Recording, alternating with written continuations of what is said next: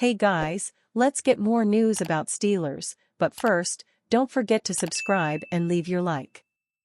NFL Insider paints grim Steelers QB picture ahead of training camp. Right now, Pittsburgh Steelers fans are focused on the 2024 campaign, with the hope that either Russell Wilson or Justin Fields can bring some magic to the quarterback position. Hugh Wet Blanket Dan Graziano, ESPN NFL insider and senior national reporter.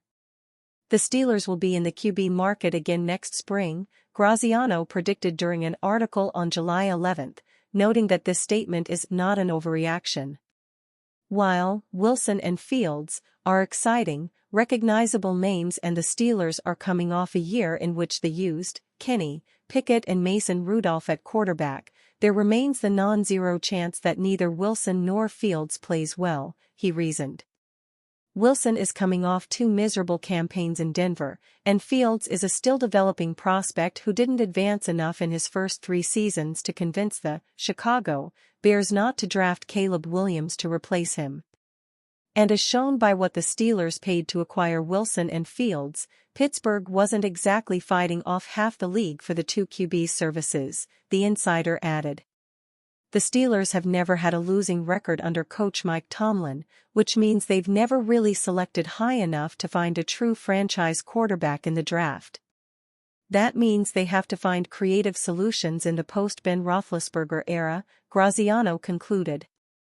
But the 2 potential solutions they found this offseason are unquestionably imperfect ones, so don't be at all surprised if they find themselves in the same situation next spring. All reports out of Pittsburgh have Wilson starting Week 1, and most of the Steelers beat writers don't even think there will be much of a QB competition this summer. Fields isn't going to beat out Wilson or replace him in season unless Wilson implodes, and it's difficult to imagine that will happen, relayed The Athletic's Mark Kaboly, a veteran member of the Steelers beat. Tomlin is expected to lean on Wilson's experience in a game manager sort of role, while also relying on a strong defense led by T.J. Watt. If Wilson makes some of the easy throws that Kenny Pickett routinely missed last year, a middling offense, led by a more accomplished coordinator in Arthur Smith, could turn into one that could win games, Kaboly continued on July 9. Wilson's leadership has been on display since the first day he stepped into the UPMC Rooney Sports Complex, and that can't be ignored. Mike Tomlin values that in his quarterback, and it might be Wilson's best attribute entering his 13th season at age 35. To me, Fields is playing, or practicing, for 2025 and the down the road, he wrote. Sure, he has to work on his fundamentals, but the talent is undeniable, especially his legs and his arm strength. He can be the Steelers' future franchise quarterback even if he doesn't play it down this season. What an interesting concept, extending a quarterback who's potentially never appeared in a regular season game for your franchise. And there are mixed opinions on this. Pittsburgh Post-Gazette reporter Ray Fittipaldo told 93.7 FM Radio's The Fan morning show that he doesn't see a bridge contract occurring if Fields doesn't get under center in real pressure situations. Honestly, guys, you have to see him in games to believe in him, the media member voiced. Fittipaldo went on to acknowledge that a pre-free agency extension could be possible if Fields impresses Steelers brass behind the scenes, in training camp, practice, and meeting rooms, but he appeared to position himself more on the side of Graziano than Kaboly on the topic of the former first-round talent. Patrick Queen voted number 4 inside linebacker in League ESPN survey, big impact on Pittsburgh's defense.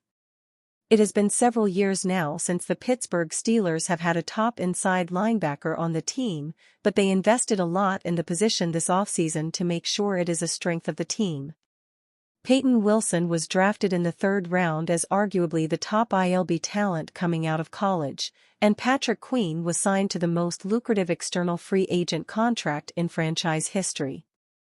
ESPN surveyed NFL execs, coaches, and scouts around the league to give a ranked order of the best inside linebackers, and Queen landed at number 4. Closing speed and blitzing ability, one AFC exec said via ESPN's Jeremy Fowler. He'll make a big impact on Pittsburgh's defense. Queen should be the team's every down linebacker this season. His youth and athleticism will be a big asset to the team. He will turn 25 years old next month in August, and he already has 4 seasons of experience under his belt. He was named second-team All-Pro in his final season with the Baltimore Ravens after having 133 total tackles, 84 solo tackles, 9 tackles for loss, 3.5 sacks, 6 QB hits, 1 interception, and 5 pass breakups. He entered the league at 6,002, 229 pounds, and is currently listed at 232 pounds on the Steelers team website. He has sideline-to-sideline speed for the defense, running a 4.50-second 40-yard dash coming out of college. He has the 5th most sacks at the position since entering the league in 2020, with 13.5 across 4 seasons. I put together a film room with clips of all 13.5 of his sacks, and I came away impressed with his closing speed and violence taking on blocks in the backfield. Over the last 7 seasons, the Steelers' ILB sack production is a nearly linear downtrend. In 2017 they had 10 sacks from the position, while they have had just 6 over the last 3 seasons combined. Elandon Roberts, Wilson, and Queen are all capable blitzers, and should turn that trend around for the team. Even with his accomplishments at this young of an age, questions remain about Queen.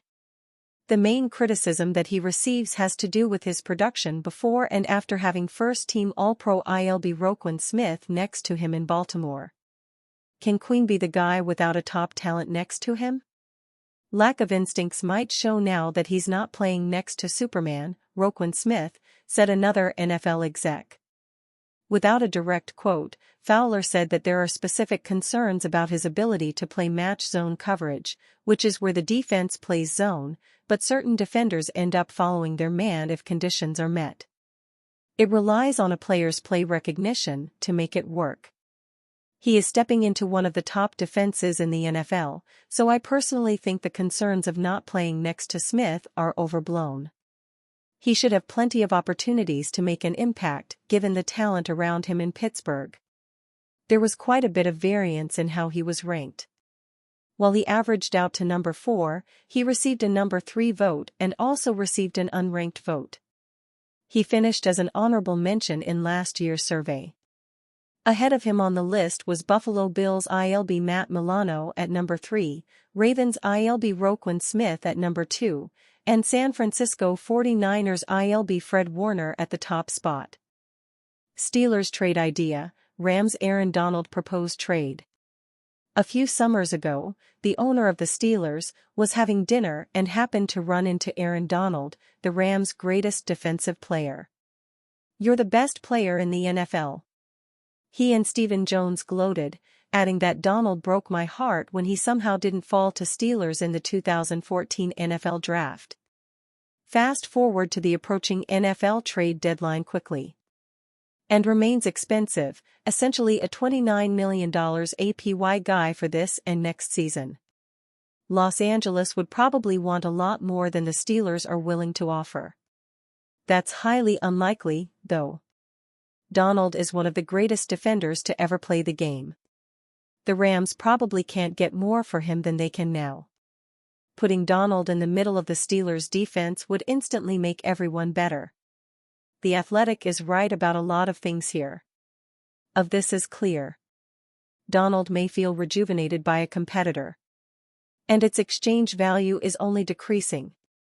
But we have no idea what the Rams would want in return, which is why we know the Steelers' owner's statement about only making a trade if the other team calls Steelers is nonsense. The only way to find out about Donald's or anyone else's availability is to ask.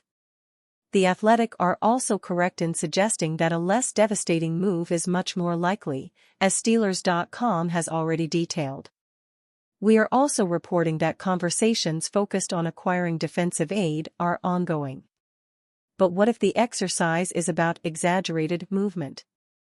The Athletic has a few reasons to get involved in the exercise, including that chance encounter at a restaurant in Los Angeles. And you, fan? What do you think of the situation of Aaron Donald? Leave your opinion in the comments.